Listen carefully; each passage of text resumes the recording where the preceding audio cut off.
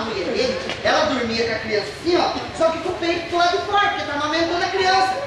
Daí, quando acordasse de noite, a criança mamava no peito dela. Mas que marvado esperta! Mas essa aqui foi a piriguela. Foi perigoso? É, filho. Porque acontece, filho, que o Nosco, naquela noite que ele tava naquele preocupamento, sabe? Lembro. Ele tava dormindo assim, acordado, dormia acordado. Daí, certa hora que ele acordou assim, ele encostou na mulher dele, sentiu um negócio gelado. Cruz credo, compadre, que isso?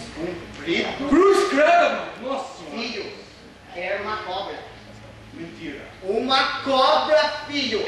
A cobra tava mamando no peito da mulher do Nosco e colocando o rabo na boca da criança pra ela não chorar de noite. Você tá nada esperta? É, filho, mas o Nosco, que tava meio acordado, meio dormindo, naquele sustamento assim, puxou a cobra no sustamento e mordeu a orelha dele e mamou a mulher dele. Tadinho, foi essa história que aconteceu com esse ídolo. Só que, filho, não me conta isso pra ninguém, filho. Não pode ficar tranquilo, pode. Essa história, eu vou lá na botica que eu tô com a coisa bem forte.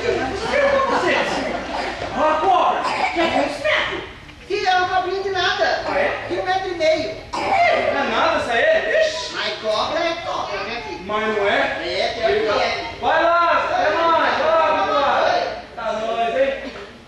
Esse Douglas, esse negócio, cobra aqui no metro.